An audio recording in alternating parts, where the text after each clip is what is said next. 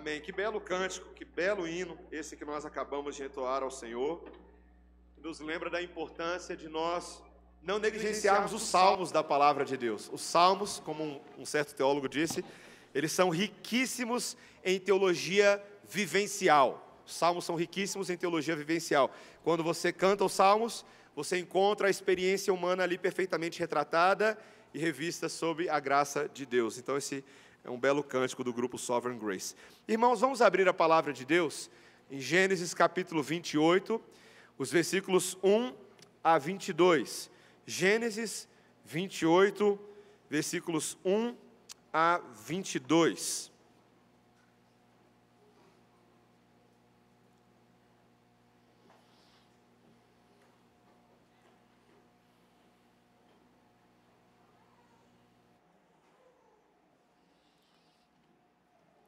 A palavra bendita do Senhor nessa manhã continua a nos instruir por meio daquilo que nós temos brincado e chamado de o Evangelho de Cristo Jesus em Gênesis. O Evangelho de Cristo Jesus em Gênesis. Toda a palavra aponta para a esperança das boas novas. Ouça com bastante atenção a partir do versículo 1, palavra do Senhor.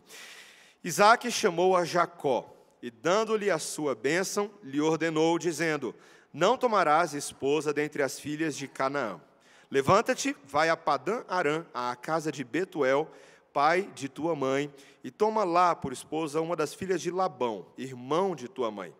Deus Todo-Poderoso te abençoe, e te faça fecundo, e te multiplique para que venhas a ser uma multidão de povos, e te dê a bênção de Abraão, a ti e a tua descendência contigo, para que possuas a terra de tuas peregrinações, concedida por Deus a Abraão.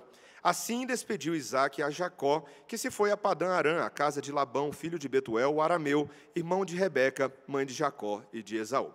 Vendo, pois, Esaú que Isaque abençoara a Jacó e o enviara a Padã Arã para tomar de lá esposa para si, e vendo que ao abençoá-lo, lhe ordenara, dizendo: não tomarás mulher dentre as filhas de Canaã, e vendo ainda que Jacó, obedecendo a seu pai e a sua mãe, fora a Padã Arã, sabedor também de que Isaque, seu pai, não via com bons olhos as filhas de Canaã, foi Esaú à casa de Ismael, e além das mulheres que já possuía, tomou por mulher a Maalate, filha de Ismael, filho de Abraão, e irmã de Nebaiote. Partiu Jacó de Berseba e seguiu para Arã. Tendo chegado a certo lugar, ali passou a noite, pois já era sol posto. Tomou uma das pedras do lugar, fê-la seu travesseiro e se deitou ali mesmo para dormir. E sonhou. Eis posta na terra uma escada, cujo topo atingia o céu, e os anjos de Deus subiam e desciam por ela. Perto dele estava o Senhor, e lhe disse: eu sou o Senhor, Deus de Abraão, teu pai, e Deus de Isaque. A terra em que agora estás deitado, eu te darei, a ti e à tua descendência. A tua descendência será como o pó da terra. Estender-te-ás para o ocidente e para o oriente, para o norte e para o sul. Em ti e na tua descendência serão abençoadas todas as famílias da terra. Eis que eu estou contigo, e te guardarei por onde quer que fores, e te farei voltar a esta terra, porque te não desampararei até cumprir eu aquilo que te hei referido. Despertado Jacó do seu sono, disse: na verdade o Senhor está neste lugar, e eu não o sabia. E temendo, disse: quão temível é este lugar! É a casa de Deus, a porta dos céus. Tendo se levantado Jacó, cedo de madrugada, tomou a pedra que havia posto por travesseiro e a erigiu em coluna, sobre cujo topo entornou azeite. E ao lugar, cidade que outrora se chamava Luz, deu o nome de Betel.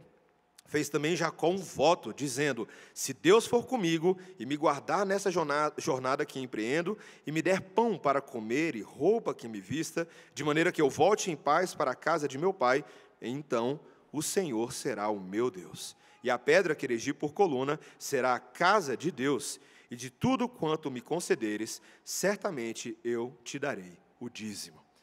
Vamos orar, irmãos. Senhor bendito, que palavra profunda. Que texto impressionante, Senhor. Queremos, Senhor, como cantamos agora há pouco, queremos ouvir a Tua voz. Queremos entender os Teus caminhos. Comunica a verdade ao Teu povo, Senhor. Fala ao nosso coração. Não alivie para nós, Senhor. Mova-nos do local de conforto onde tantas vezes nos encontramos, rumo a uma postura de obediência. rumo a uma postura de fé, Senhor, rumo a uma postura de ação em nome do Senhor. É a nossa oração, que o sermão dessa manhã produza isso dentro de nós, em nome de Jesus. Amém. Meus irmãos, se você é brasileiro sonha em ascender na vida. Brasileiro é isso, tá? Quando eu era novinho, eu devia estar com uns 13 anos ainda, eu fui fazer um daqueles testes de orientação vocacional, e eu contei para a minha avaliadora que eu tinha um sonho que se repetia bastante quando eu era criança e adolescente.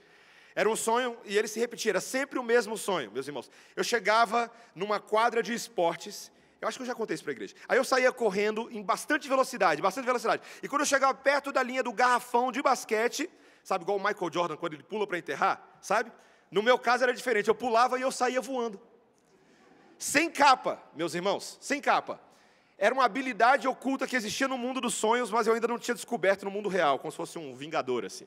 Eu saía voando, e eu voava por sobre Brasília, e eu via minha casa, eu via meus amigos, eu via a minha igreja, eu via o carro que os meus pais usavam, e eu voava, e eu passava o dia inteiro voando lá em cima, nas nuvens, e aí quando chegava assim no final do dia, eu pousava, depois que eu já tinha visto tudo naquele dia, e aí no dia seguinte eu repetia a rotina.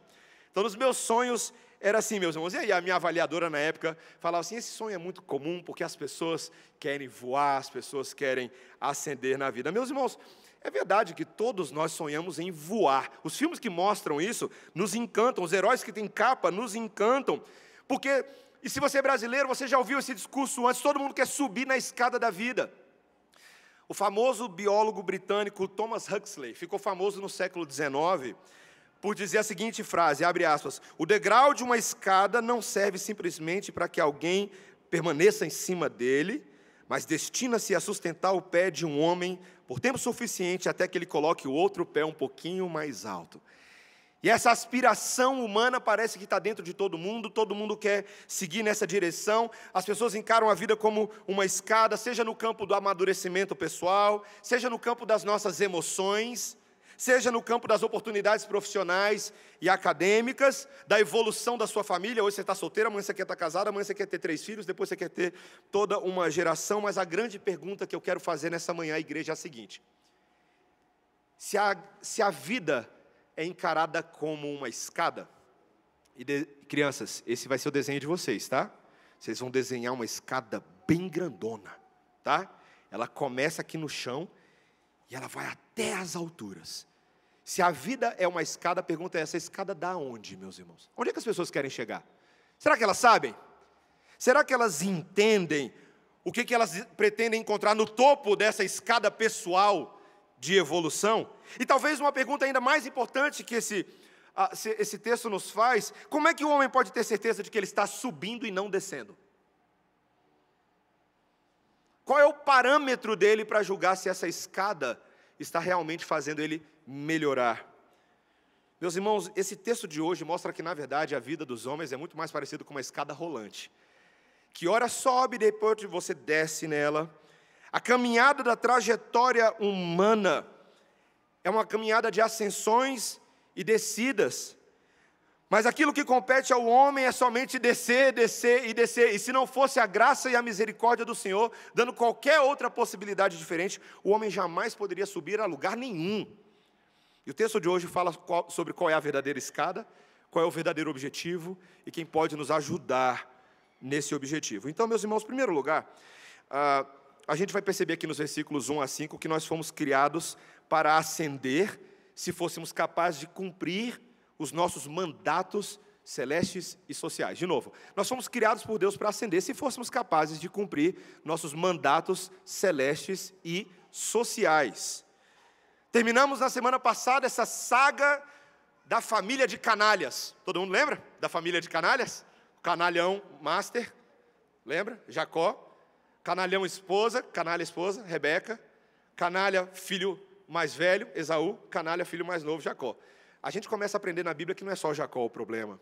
Essa família inteira estava vivendo uma realidade de quebra relacional, de preferências e favoritismos, de falta de perspectiva espiritual. E nós terminamos o texto passado, depois daquela bênção manipulada que Jacó obteve do seu pai Isaque, com Rebeca triste e amargurada, porque ela agora vai enviar o seu filho para longe, o filho que ela gosta, mas ela não vai poder tê-lo mais por perto.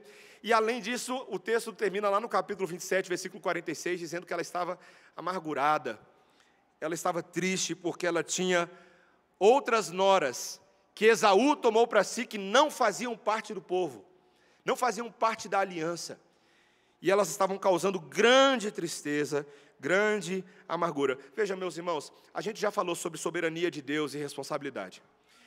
Isaac e Rebeca. Isaac e Rebeca eram responsáveis pelas consequências do pecado deles. Jacó também, Esaú também.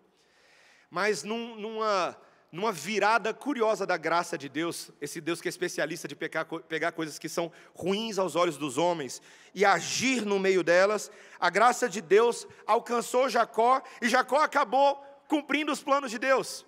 O texto vai dizer então para a gente, no versículo 1, veja aí que Isaac chamou a Jacó, deu a sua bênção, Deus já havia dito que a bênção seria realmente em relação ao mais novo, e ordenou, agora você não vai tomar esposa dentre as filhas de Canaã. Versículo 2, levanta-te, vai a Padã-Arã, a casa de Betuel, pai de tua mãe, e toma lá por esposa uma das filhas de Labão, irmão de tua mãe. O próprio Isaac já tinha feito isso antes, né? Eliezer, o Damasceno, já havia conseguido uma esposa de lá, dessa família, que era a família de Abraão.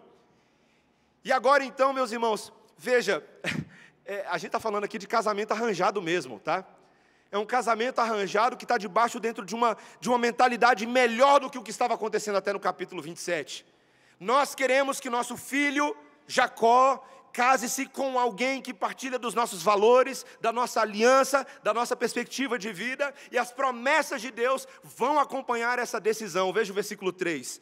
Deus Todo-Poderoso te abençoe, e te faça fecundo, e te multiplique para que venhas a ser uma multidão de povos, e te dê a bênção de Abraão, e a tua descendência contigo, para que possuas a terra de tuas peregrinações, concedida por Deus a Abraão. Então assim despediu Isaac a Jacó, e ele então se foi para cumprir aquilo que Deus havia designado. Meus irmãos, você vê que aquelas promessas que já haviam sido ditas a Abraão em Gênesis 12, 15 e 17, que já haviam sido ditas a Isaac, agora elas são passadas como um bastão para Jacó, e fala, em você, Jacó, Deus vai continuar cumprindo aquilo que Ele designou desde os dias da criação. Deus havia dito para Adão e Eva lá atrás, vocês vão ser fecundos, vocês vão se multiplicar sobre a terra. Era um mandato de Deus, que não era só um mandato biológico para ter muitos filhos, mas era um mandato espiritual. De Adão e Eva, Deus estava gerando uma linhagem em que uma multidão de povos, um povo espiritual, estaria se formando. E agora esse Isaac está recebendo esse bastão, seguindo na maratona, e todas as bênçãos são aplicadas a ele. O Deus Todo-Poderoso é o mesmo Deus, ele vai ser uma multidão de povos, ele vai receber também a terra das peregrinações, inclusive esse versículo 4 aqui, quando ele fala, possuas a terra, o hebraico aqui é a ideia de tomar por força. Então ele já está antecipando aqui a ideia dos conflitos que vão ter lá com os cananeus, na retomada, quando ele voltar, vai ter que tomar a terra, não vai ser fácil. Mas, meus irmãos, o que é importante é que o casamento deste jovem está sob a tutela dos seus pais que estão tentando resolver o assunto. Meus irmãos, hoje em dia eu converso com alguns jovens e a simples menção de casamento arranjado faz eles pensarem assim, pastor, você acha que a gente está na Índia? Você acha que a gente está aonde, pastor? Você acha que a gente está no século XVIII, no século XVII? Mas, meus irmãos, os irmãos percebem o que é que está por trás da ideia do casamento arranjado aqui? Não é só uma tradição familiar. É um entendimento de que, de geração em geração, os mais velhos se responsabilizam por encaminhar os mais novos nos mandatos de Deus. Meus irmãos, por causa da revolução sexual que aconteceu na década de 60 e 70, principalmente nos Estados Unidos e de lá para o resto do mundo inteiro, nós tivemos uma mudança completa na configuração dos relacionamentos. Hoje em dia, a simples ideia de que um pai ou uma mãe possa sugerir ao seu filho com quem ele poderia namorar, parece horrenda aos olhos dos mais novos. Como assim, pai? Você não é ninguém para controlar os meus sentimentos, meus afetos. Pai, o meu coração sabe mais. Então há uma desconexão completa dos relacionamentos dos filhos com a visão que os pais intentam e desejam, e muitas vezes os pais se omitem, meus irmãos. Eles não querem nem saber. Eles se chocam quando o macho aparece lá na casa dele, fala assim, eu gostaria de falar com a sua filha. E o pai está pensando, quem é você? Nunca te vi antes. Pois é, então eu vim aqui para pedir a mão da sua filha em casamento. Nem sabia que vocês estavam namorando. Nem sabia que vocês tinham qualquer tipo de... Quem é você? Meus irmãos pais, eu estou falando com vocês. Isso é muito sério. Encaminhamento espiritual dos seus filhos não é só levar o seu filho para a igreja, não é só certificar que seu filho está lendo a lição da escola dominical, não é só orar com ele caso ele leia a Bíblia, conquanto todas essas coisas sejam mandamentos de Deus para a sua vida, mas é participar no processo decisório junto ao seu filho em relação aos seus amores, em relação aos seus afetos. Eu tive uma experiência lá em casa, graças a Deus, assim, né? Às vezes o filho tem vergonha de conversar essas coisas com o pai e com a mãe, né? Mas eu tive um momento muito especial na minha vida, meus irmãos, um momento importante. Só tive 2 namoradas na vida. Quando terminou meu primeiro namoro, eu estava bem para baixo. E aí eu sentei no meu quarto e eu estava chorando ali. Não sei se meu pai vai lembrar disso, mas meu pai chegou no quarto, eu estava chorando ali, estava muito mal, e o meu pai me abraçou. E ali, em poucas palavras, ele disse algumas palavras de encorajamento para mim. E eu não sei se meu pai sabe da importância que isso teve para mim naquele dia, aquele encorajamento vindo dele. Meu pai está ciente do que está acontecendo, ele sabe, e eu quero crer que depois, a forma como o meu namoro começou com a minha esposa também, foi encaminhado dentro da nossa família, dentro da família da Débora, e foi uma bênção para o meu coração, meus irmãos. Eu não digo isso porque eu seja melhor do que absolutamente ninguém nessa igreja, e não sou mesmo. Mas eu quero crer, meus irmãos, que a função que os meus pais cumpriram na sua vida é a função que nós pais devemos cumprir na vida dos nossos filhos. E nós temos responsabilidades. Não acho que o seu filho é autônomo para saber o que é melhor. Esse modelo de pedagogia moderna, de que as crianças sabem o que é melhor para ela, esquece isso, meus irmãos. Isso não procede do Pai das Luzes. Do Pai das Luzes procede encaminhamento, cuidado, para que os nossos filhos cumpram os mandatos de Deus. E não é só em relação ao casamento, não, meus irmãos. Em relação a tudo. O que seu filho pensa sobre profissão? O que ele aspira? Qual é o valor? É o salário? É a quantidade de dinheiro? É a reputação? Pais, nós temos uma função de ajudar os nossos filhos a pensar suas escolhas profissionais, suas decisões de que vestibular fazer. Para que fim nossos filhos fazem o que eles vão fazer? Acadêmico, profissional, você pode pensar em todos, mas sobretudo, meus irmãos, espiritual. É tarefa dos pais, presta atenção, pais, estou falando com vocês hoje de manhã. É tarefa dos pais lembrarem os seus filhos das promessas de Deus para o seu povo. Nossas decisões vocacionais, acadêmicas, profissionais, emocionais, afetivas, relacionais, não importa, elas são tomadas por causa das promessas de Deus. Do que Deus espera fazer com isso? Nós somos um povo de Deus, uma multidão de Deus. Nós habitaremos na terra de Deus. O centro da nossa vida é Deus. E é por isso que nossas decisões são tomadas como devem ser tomadas. Isso deve ficar muito claro para nós, meus irmãos. Nós fomos criados para ascender assim. Esse era o caminho que deveria ser para todo mundo. Mas, infelizmente, no nosso segundo ponto, a gente vai ver que o nosso pecado fez a coisa desandar. Nós sempre iremos, agora, segundo lugar, sempre iremos descender quando vivermos por vista e não por fé. De novo, nós sempre iremos descender quando a gente vive por vista e não por fé. Quem é que estava olhando no versículo 6 tudo isso acontecendo? O que estava olhando? Esaú. Esaú estava de olho. Você lembra aqui que Esaú está se sentindo muito traído, muito rejeitado, mas a palavra de Deus vai mostrar que o pecado no coração de Esaú era um pecado de ira, de insolência, de rebeldia também, de dureza.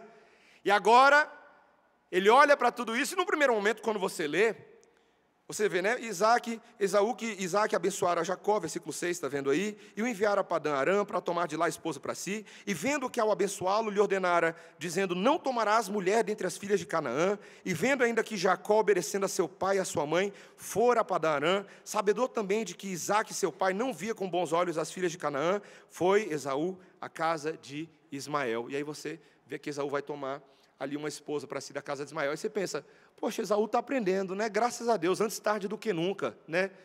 Mas não é isso, meus irmãos. Você percebe o tempo inteiro que o texto, tanto aqui quanto nos textos que virão, jamais mencionam que Esaú toma essas decisões por causa de Deus. Não. Ele toma decisões baseadas em rivalidade com o seu irmão. Ele toma decisões baseadas em inveja. Ele quer agradar os seus pais, não porque dentro do coração dele ele foi transformado, mas porque ele está num processo de competição, de chamar a atenção para si. Meus irmãos, veja, o versículo 9 vai deixar claro. Ele foi tomar filhas da casa de Ismael. Você pensa assim, Ismael, filho de Abraão. Mas Deus já havia dito que Ismael não era da linhagem prometida. Deus já havia dito que era através de Isaque que as coisas viriam, não de Ismael. E lá vai Esaú, sem entendimento espiritual, sem perspectiva, com amnésia. E ele se esquece do que Deus havia dito. E detalhe, o texto faz questão de mencionar, versículo 9. Foi à casa de Ismael, e além das mulheres que já possuía, tomou por mulher a Maalate. Meus irmãos, em vez de consertar as mulheres que ele tem, em vez de trabalhar com elas, fala, mulherada, vem cá, vamos sentar aqui. Porque vocês são etéias, vocês não conhecem de nada do Deus verdadeiro. Deixa eu discipular vocês. Sabe o que ele faz? Ele soma mais uma. A poligamia de Esaú é sem fim. Talvez numa hora eu vou acertar uma dessas mulheres. Eu fico pensando se com Salomão não foi o mesmo lance. Salomão já estava ali, 700 mulheres, 300 concubinas. Se eu adicionar mais uma, talvez eu ache uma crente aqui, né? Ele foi se tornando um mulherengo, meus irmãos. Um polígamo.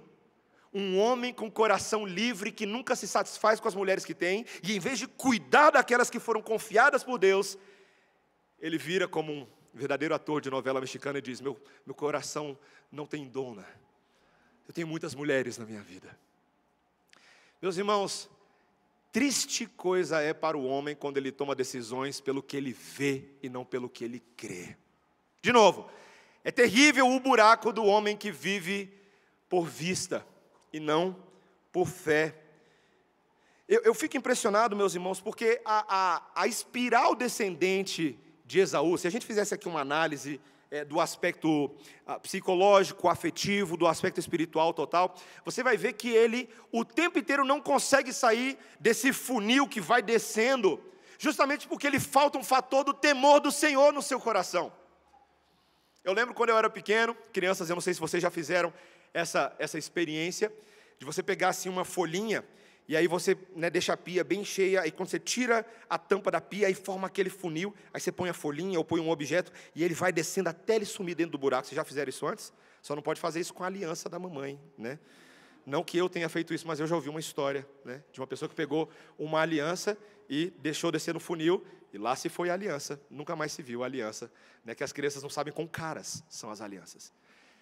Mas, meus irmãos, alianças podem ir pelo funil, não podem? Quando a gente não teme a Deus, quando a gente não tem referencial, nossas decisões vão por ralo abaixo. Quantas vezes na vida eu e você já nos lascamos, porque as decisões foram tomadas no impulso, para agradar pessoas, fazendo teatro, e não por fé verdadeira, não por dar 2 passos atrás e pensar, peraí, será que é isso que o Senhor quer de mim? Será que esse é o caminho que a palavra de Deus está me orientando a seguir? Decisões financeiras, meus irmãos, quantos buracos a gente se mete por decisões financeiras mal tomadas? Por casamentos precipitados, não é não, presbíteros? A gente não está lidando aí com uns pepinos malucos? Por corações livres demais, que não estão vinculados a Deus. E aqui nesse caso, meus irmãos, me permitam, eu creio que a aplicação mais direta que nós temos aqui é esse Esaú tentando viver as expectativas religiosas e sociais dos seus pais, mas sem sinceridade de coração diante de Deus. Meus irmãos, essa religião de teatro, vou para a igreja porque o meu pai quer que eu vá para a igreja, vou me casar com tal moça só porque o meu pai quer, mas não porque eu entendo Deus, é terrível também.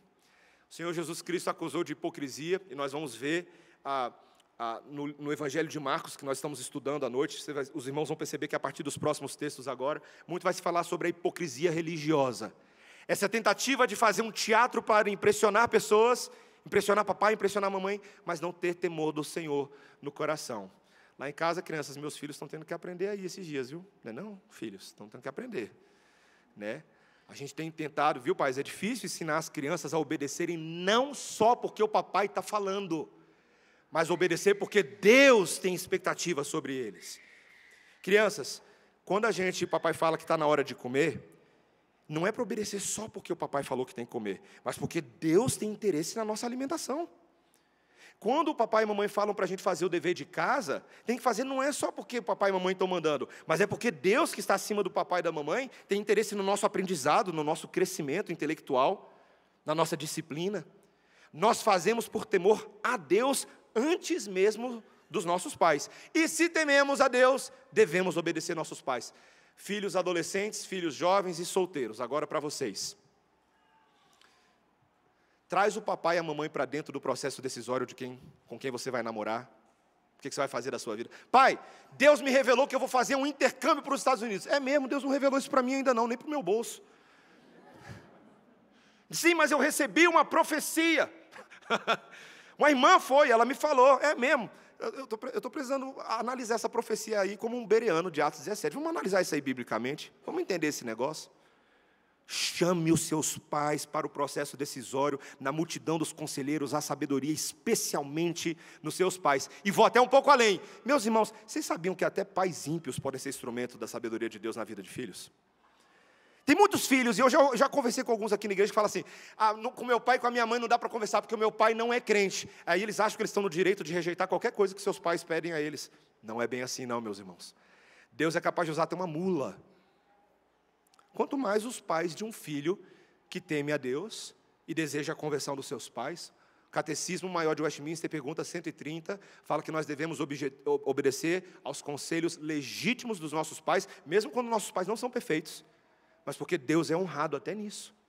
Então, filhos, obedeçam aos seus pais. Quem está mandando é Deus. Quinto mandamento, honrar pai e mãe. Isso é muito importante.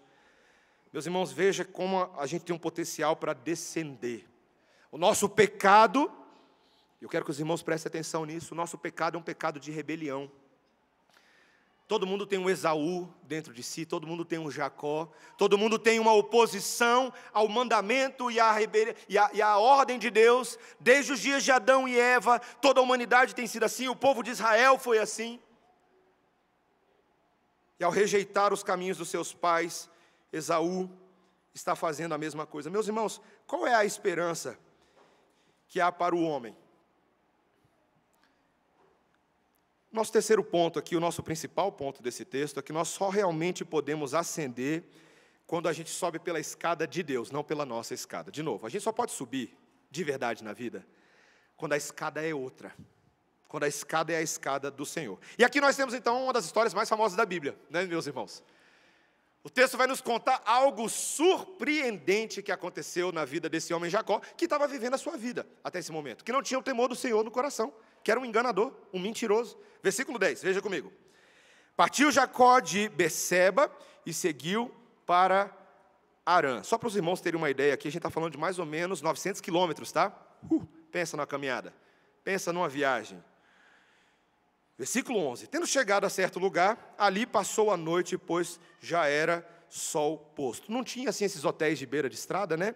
Então ele dormiu aonde dava, e o texto nos diz no versículo 11, que tomou uma das pedras do lugar, fê-la seu travesseiro, e se deitou ali mesmo para dormir, e sonhou. Todo mundo sonha, meus irmãos, mas esse sonho aqui não era qualquer sonho. Veja, versículo 12. Exposta na terra uma escada cujo topo atingia o céu, e os anjos de Deus subiam e desciam por ela. Meus irmãos, tem muita teologia aqui, a gente não vai conseguir gastar todo o tempo que a gente poderia com todas as minúcias e detalhes desse texto. Mas algumas observações podem ser feitas. Esse sonho que nós vamos ver agora de Jacó não é um sonho que emana da própria elucidação dele. Não é um sonho que parte dele, não é uma revelação pessoal. Você sabe o que eu estou falando? Quando você assiste um filme de terror à noite, aí você sonha com filme de terror, você entendeu? Não é disso que eu estou falando, não é você sonhar com coisas que já aconteceram na sua vida. É uma revelação da parte de Deus. É algo único. É Deus quem está mostrando, e essa visão que ele está vendo não é a concepção que ele tem de anjos ou de uma escada, é Deus mostrando para ele os anjos de Deus. E uma escada, aqui claro, um tanto simbólica, mas uma escada que liga céus e terra, e os anjos de Deus. Imagine essa cena, meus irmãos, porque a gente pode talvez, no mínimo, imaginar isso aqui, os anjos de Deus subindo e descendo por essa escada, um trânsito, talvez uma quantidade imensa de anjos fazendo isso. Mas o que talvez seja ainda mais impressionante é o que ele diz no versículo 13, olha aí, perto dele estava o Senhor. Imagina, eu estou aqui olhando a escada, de repente eu olho para o meu lado, e quem está do meu lado? Deus. Deus está do meu lado. Ele disse: eu sou o Senhor, Deus de Abraão, teu pai, e Deus de Isaque. A terra em que agora estás deitado, eu te darei a ti e a tua descendência. Meus irmãos, aquele Deus das histórias que Jacó ouvia antes de dormir, quando Isaque falava assim: filho, eu vou te falar sobre Deus. Jacó até esse momento ainda não tinha tido um encontro com Deus. Um encontro com Deus verdadeiro. Aquele Deus das histórias nesse momento se revela. E ele fala com Jacó e ele fala: eu sou o Senhor. Eu sou o Deus do seu avô Abraão, do seu pai Isaque, agora eu sou o Deus de Jacó. Isso não é só fórmula bonita para abrir oração presbiteriana não, viu, meus irmãos? Deus de Abraão, Deus de Isaque e de Jacó, não. Esse negócio é muito sério. É uma linhagem de homens que foram alcançados por Deus. E Deus estava ao lado de Jacó, e é da própria boca desse Deus que as promessas são confirmadas a Jacó. Veja, versículo 14: a tua descendência será como o pó da terra, estender-te-ás para o ocidente, para o oriente, para o norte, para o sul, e em ti e na tua descendência serão abençoadas todas as famílias da terra. Meu irmão, minha irmã, você imagina Jacó, que sabia por memória, o pai dele, Isaque, sempre contou das histórias que Deus falou para Abraão. Deus apareceu para o seu avô Abraão, é mesmo? Que legal. Ele falou para o seu avô que ele iria para a terra de uma promessa, que nele seriam benditas todas as famílias da terra. Imagina, Jacó, tá bom. Mas agora esse Deus, ele diz: é contigo que eu estou falando, Jacó. Em ti serão benditas as famílias da terra. A promessa está vindo lá de trás, está alcançando você hoje. E o que é fantástico, meus irmãos, é que Deus assegura que Ele estará com Jacó no processo. Versículo 15: eis que eu estou contigo e te guardarei por onde quer que fores, e te farei voltar a esta terra, porque te não desampararei. Irmãos, que cena impressionante. Um encontro de Jacó com Deus, que não vem da religião de Jacó, não vem da tentativa de Jacó de tentar alcançar Deus. É Deus que vem até Jacó e alcança esse homem. Você imagina, meus irmãos, receber a visita de alguém muito importante na sua vida? Eu penso assim, né? Uma vez eu tive a oportunidade de receber uma visita lá no nosso seminário nos Estados Unidos, do presidente do seminário. Ele veio para conversar um negócio comigo. E, meus irmãos, eu sempre vi o presidente do nosso seminário como uma pessoa muito importante. E frequentemente eu pensava, né, quando eu estava perto dele, falava assim: esse homem é muito santo, eu não sou tão santo assim. E quando ele veio para conversar comigo, aquilo me impactou bastante, porque aquele senso de pecaminosidade própria ficou bem evidente. Se ele soubesse o pecador que há em mim, como eu falei, o canalha que há dentro de mim. Meus irmãos, Jacó não fez nada para merecer esse sonho. Ele não era especial, ele não era o ministro de louvor da igreja dele, ele não era o presidente da sociedade dos homens. Ele era um enganador e recebeu a visita de Deus. E quando ele acorda daquele sonho, igual eu e você, quando a gente acorda num daqueles sonhos bem reais, sabe, quando você acorda do sonho, você acha assim: eu estava sonhando, sabe? Só que nesse caso aqui era um sonho real, revelação da parte de Deus. Versículo 16: despertado Jacó do seu sono, disse: na verdade, o Senhor está neste lugar, e eu não o sabia. Eu estava alheio a esse entendimento, eu não sabia que Deus era real, que Deus era de verdade. Isso para mim não alcançava meus sentidos. Mas agora os meus olhos viram o Senhor. E ele temeu, meus irmãos. Versículo 17, olha aí. E temendo disse: quão temível é este lugar. É a casa de Deus, a porta dos céus. Meus irmãos, ele entende que esse Deus que se revelou é um Deus que estava presente, da forma mais próxima possível. Essa presencialidade de Deus impactou tanto Jacó, meus irmãos, que agora todas as ações de Jacó são uma adoração próxima, uma adoração presencial. Olha o versículo 18: tendo se levantado Jacó cedo de madrugada, tomou a pedra que havia posto por travesseiro e a erigiu em coluna, sobre cujo topo entornou azeite, e ao lugar, cidade que outrora se chamava Luz, deu o nome de Betel. Meus irmãos, ele estava tão impactado com tudo aquilo que ele falou assim: esse lugar é santo, Deus está presente aqui. Isso aqui é o portal dos céus, é a entrada da casa de Deus. Então esse lugar aqui vai ser consagrado. E meus irmãos, sem que ele houvesse nenhuma prescrição de sistema cerimonial, porque ainda não existia o sistema cerimonial levítico, ele vai lá, pega uma pedra, erige uma coluna, derrama azeite como se fosse um ato de consagração, um óleo de consagração. E ele fala que agora essa coluna vai ser casa de Deus. Meus irmãos, os irmãos entendem o que está acontecendo aqui? Ele está construindo não somente um altar, mas a ideia de um templo, de um local, que diz: Deus está comigo, Deus está entre nós, Deus está na minha vida. E ele se consagra a Deus, ele faz daquele local um templo. Eu lembro, meus irmãos, que lá no Nepal, quando eu fui, a ideia de templo mudou um pouquinho para mim, porque eu sempre pensei em templo como locais, como esse assim, né? Parecido como um salão, e aí você tem aquele telhadinho de igreja, aquela cruz lá em cima, né? Eu sempre pensei em templo assim, mas lá no Nepal, quando eu cheguei, eu percebi que o conceito de templo para os nepaleses era um pouquinho diferente, não era só um local assim não. Muitas vezes esses pequenos edificações de pedra que eles construíam, eles chamavam de shrines, templos, pequenos locais de adoração. E aí o que os nepaleses muitas vezes faziam? Eles chegavam nesses locais e ali eles colocavam oferendas aos seus deuses, se ajoelhavam ali, e tinha todo um rito por causa daquele pequeno local que eles consideravam como templos. Então o templo não é só essa ideia de um local onde eu estou dentro dele, templo é o local onde eu adoro, dentro do sentido bíblico e religioso também. E ali, meus irmãos, Jacó faz um voto. Esse voto vai mostrar para a gente que Jacó ainda não entendia muito bem, parece que ele ainda está num sistema de barganha com Deus. Olha o versículo 20, fez também Jacó um voto dizendo: se Deus for comigo, e me guardar nessa jornada que me empreendo, e me der pão para comer e roupa que me vista, de maneira que eu volte em paz para a casa de meu pai, então o Senhor será o meu Deus. Meus irmãos, Deus já havia dito que ia fazer isso, Deus já havia dito que não ia desampará-lo, ele acabou de dizer.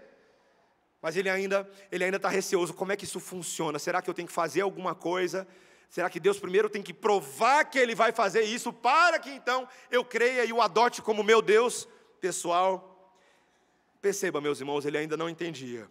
Mas mesmo assim, ele deseja viver uma vida consagrada para Deus. Ele termina o texto dizendo, olha o versículo 22, e a pedra que erigi por coluna será a casa de Deus, e de tudo quanto me concederes, certamente eu te darei o dízimo.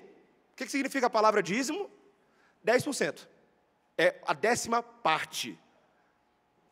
Ué, o cara inventou o dízimo.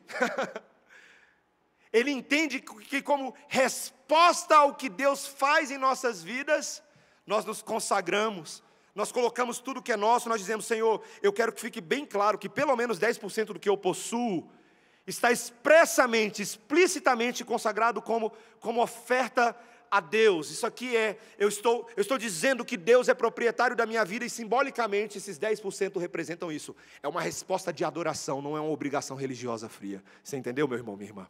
Você entendeu?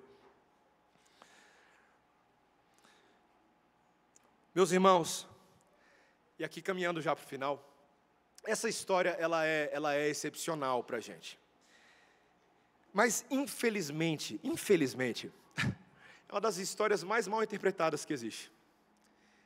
E veja, eu me surpreendi até mesmo, meus irmãos, confesso, quando eu estava preparando o sermão dessa semana, quando eu olhei alguns comentaristas bíblicos, de diferentes linhas denominacionais, e muitos comentaristas não entendiam exatamente o significado dessa história. E hoje em dia as pessoas fazem isso, elas vão pregar sermões em cima dessas histórias, e elas começam a se prender a certos detalhes. Por exemplo, qual era o formato dessa escada?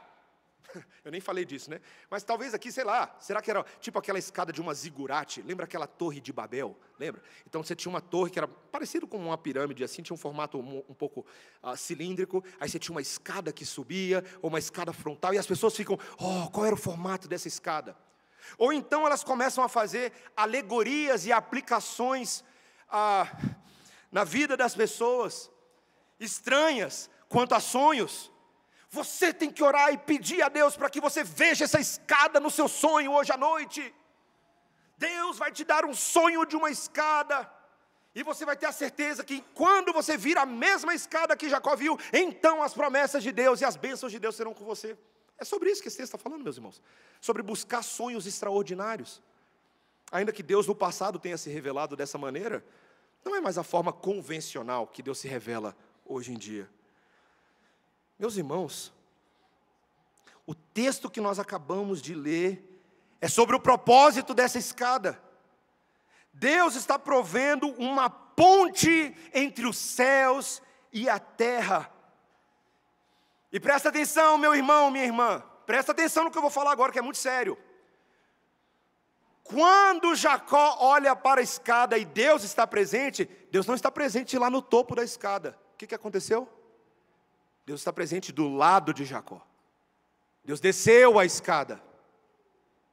Meus irmãos, Jacó está mostrando, o sonho está mostrando para nós algo profundo. Desde Babel, Gênesis capítulo 11, os homens têm tentado subir a escada para tornar-se grandes diante de Deus. Não é o que aconteceu em Babel? Você não precisa da novela da Globo não, vai para a Bíblia, Gênesis 11. Não precisa abrir, é só aqui, ó. Babel, a aspiração humana de fazer para nós mesmos um nome grande, de termos uma grande honra, uma grande reputação. Era isso que Deus queria, meus irmãos. Quando os homens subiram nas suas zigurates, quando os homens tentaram, não, Deus confundiu eles em línguas, trouxe confusão. Porque, meus irmãos, o compromisso de Deus é nos fazer subir por meio dele descer. Ele está fazendo da terra o seu templo de adoração. Ele não espera que os homens sejam capazes de, pelos seus méritos, subir até Deus. Ele está comprometido em descer até os homens para que eles possam subir. Os discípulos, antes de serem discípulos, eram homens como eu e você, cheios de aspirações. Um era zelote, outro era cobrador de taxas e impostos. Alguns tinham ofícios, pescadores, pedreiros, carpinteiros. Todos os discípulos queriam subir na vida, todos eles. E aí tinha um que era chamado Filipe, né? Um belo dia ele chega e ele encontra seu amigo Natanael, ele fala, Natanael, nós encontramos aquele a respeito de quem falavam, o prometido, o Nazareno. E Natanael no primeiro momento, né, pode vir alguma coisa boa de Nazaré? Sei não, né? O ditado já disse que lá não é lugar muito confiável, assim, o pessoal lá não é muito legal. Vem ver, Natanael, vem ver. E aí eles encontram Jesus. E aí Jesus, antes mesmo que Natanael falasse qualquer coisa, fala assim, Natanael, chama ele por nome. E Natanael fica surpreso com aquilo. Porque Jesus fala algo, né? Esse é um varão israelita em quem não há dolo. E ele fica surpreso, assim, Senhor, como o Senhor me conhece? Eu te vi debaixo da árvore. Antes que Filipe fosse falar ali com você, meus olhos já estavam sobre você. Você lembra o que acontece no resto daquela história, meus irmãos? Natanael fica tão surpreso quando ele vê aquela demonstração de ciência, de entendimento de Jesus, e ele fala, mestre, tu és o Filho de Deus, tu és o Rei de Israel. E aí Jesus, meus irmãos, casualmente, do jeito que eu estou falando com vocês aqui, ele fala assim, Natanael, você está surpreso comigo? Só porque eu disse que eu vi você debaixo da figueira, João 1,51. Em verdade vos digo, Natanael, que vereis o céu aberto e os anjos de Deus subindo e descendo sobre o Filho do Homem. Numa conversa como essa que eu estou fazendo com os irmãos, Jesus recapitula Gênesis capítulo 28, versículo 13. E ele diz, aquela história, aquela escada, aquela visão dos anjos subindo e descendo, a escada é Jesus. Ele é a pessoa, Ele é a ponte. Natanael, você não está nem entendendo ainda o que eu vim para fazer. Eu sou o sonho, eu sou a revelação. Nenhum sonho que vocês poderiam almejar pode fazer aquilo que Deus está fazendo por vocês. Ele está dando esse sonho vivo, Ele está dando essa revelação para vocês. Natanael, Filipe, Simão, João, Igreja Presbiteriana Redenção, Igreja Batista em Brasília, Igreja Assembleia de Deus, Igreja Metodista, Deus sabe que vocês acham que podem subir aos céus pelo meio dos propósitos de vocês. Mas Deus, sendo rico em misericórdia, Ele vem até nós, o Filho de Deus, para fazer de nós uma multidão de povos, e assim cumprir as promessas de Deus em nós. Jesus, meus irmãos, você imagina? Jacó nem sabia que quando ele estava olhando para o Deus Todo-Poderoso do seu lado, o texto diz El Shaddai, lá, El Shaddai, o Deus Todo-Poderoso. Quando ele olha para El Shaddai, ele está vendo a segunda pessoa da Trindade, pré-encarnada, o Filho de Deus. E quando Natanael olha agora também, é o Deus Todo-Poderoso, a segunda pessoa da Trindade, encarnada. Encarnada. Em ti, no teu descendente Jacó, serão benditas todas as famílias da terra. E Natanael, ó, está aqui. Felipe, está aqui. Meus irmãos, ninguém pode subir não, meus irmãos. Quem é que pode se apresentar na presença do santo e justo Deus? Quem poderia bater no peito e falar, eu consigo? Mas, meus irmãos, não é que Isaías disse que havia uma águia que conseguiria fazer a gente voar nele? Que havia alguém que seria capaz de nos elevar às alturas? Eu não tenho asa para voar, meu irmão, minha irmã. Mas o nosso Deus consegue fazer pelo seu povo algo que nós jamais poderíamos fazer. Em Jesus Cristo, a separação entre o santo Deus, que habita nas alturas e em todos os lugares, e o povo pecador foi unida. Como é que ele fez? Ele desce a escada até nós, meus irmãos. Ele vem nessa escada, ele é a própria escada, ele é o único mediador entre o Deus e os homens, ele é a escada para o céu. E quando eu olho para Jesus, meus irmãos, Ele quer que eu tenha uma escada diferente na minha vida, uma perspectiva diferente. Ele quer que eu entenda que só nele, e somente na pessoa dele, a justificação, a santificação, a glorificação. Só na pessoa de Jesus há perdão de pecados. Quando eu começo a trilhar esses degraus em Jesus, literalmente, andar em Jesus, viver no Espírito, eu agora esqueço as outras tentativas, as outras vãs escadas. E eu subo por essa escada. Meus irmãos, a escada de Jesus é um negócio tão impressionante. Eu termino o meu sermão aqui. A escada de Jesus é um negócio impressionante. É muito parecido com a experiência do meu filho Daniel, nesse momento com escadas rolantes em shoppings em Brasília. Eu fico observando, Danielzinho está lá para dentro. Eu fico observando o Daniel. E eu acho fantástico. Porque o Daniel, o lance dele é a escada rolante. Se ele viu uma escada rolante, ele vai espernear. Porque ele vai ter que subir naquela escada. Ou vai ter que descer. E aí o que ele faz? Ele chega na frente da escada. Eu não sei quem já andou comigo na hora que o Daniel está numa escada rolante. Aí o que ele faz? Ele sobe na escada rolante. Aí ela começa a andar, ele dá aquele tranco, né? Ele já aprendeu a entrar na escada rolante, que é difícil, senão a gente cai, né? Ele aprendeu a entrar. E quando ele entra na escada rolante, ele pisa no degrau e fica...